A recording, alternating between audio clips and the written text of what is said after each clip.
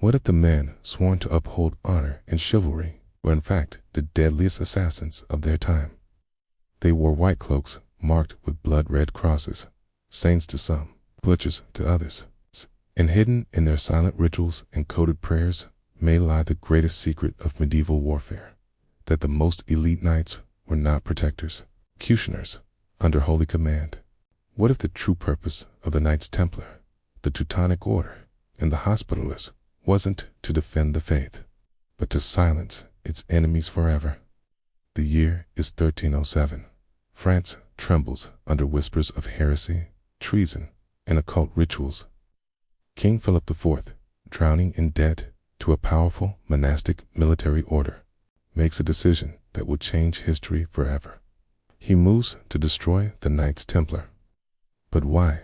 Were they truly guilty of worshipping dark idols? Or did they know something so dangerous it had to be buried under blood and fire? It's hidden in a crumbling parchment found in the ruins of a Templar preceptory in Aragon lies a forgotten codex, Liber Mortis, the Book of Death.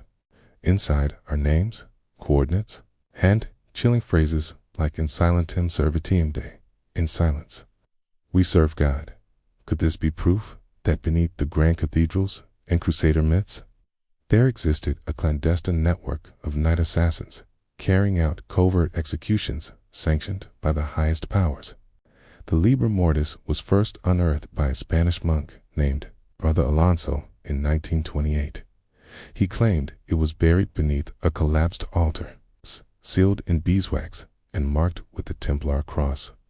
Within its brittle pages were coded entries detailing covert missions that coincided with the mysterious deaths of dissenting bishops, rogue nobles, and even rival crusader commanders. But days after presenting his findings to the Vatican's historical committee, Brother Alonso vanished. Officially, he succumbed to illness, but local whispers say his body was found in the Pyrenees, burned out, tongue removed, hands bound in the Templar prayer position. The document itself was declared a forgery, yet no one was permitted to examine it independently. No photographs were released. The church locked it away in the secret archives, never to be seen again. Why? Historical revisions have long speculated that the Templars operated beyond their public duties as protectors of pilgrims and bankers of kings, according to a 14th century Venetian chronicle. The Miliades Umbrarum, Knights of the Shadow, were a splinter faction, trained in poisons, silent kills, and espionage. Documents, allegedly smuggled from the Vatican in the 1960s, reference an internal Templar tribunal called the Domus Silenti, a council tasked with issuing silent judgments.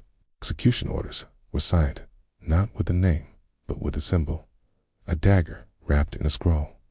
Even the famed Hospitallers were rumored to have a Black Cell Division operatives cloaked in plain monk attire, sent to quietly remove political threats under the guise of natural deaths or divine punishment. One 15th century prophecy discovered in the Abbey of Monte Cassino warns, when truth rises from cloisters drowned in ink, the blades of the righteous will shine with silence. Did the church sanction these assassins? Or did the orders go rogue, answering only to some hidden council perhaps, the Arcana Ecclesia, the rumored inner circle of Vatican control? Academic institutions swiftly dismissed these claims as pseudo-history, fringe theory, or modern fabrication. Universities warned students against engaging with these dangerous myths, and yet, when historians request access to the original Liber Mortis, they are told no such document exists. Vatican archivists cite security protocols and non-disclosure classifications. WikiLeaks and whistleblower testimonies suggest the opposite.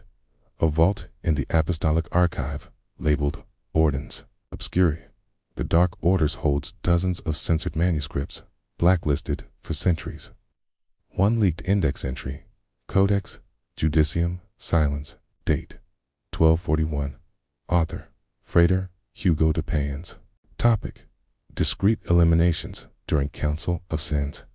What could be so dangerous in these dusty scrolls that even mentioning them triggers denials? Why do records of papal audiences with Knight Grand Masters during Inquisitions remain mysteriously redacted? What if it's all true? What if the most sacred knights of medieval Christendom weren't just warriors for faith, but shadow blades in the service of silence?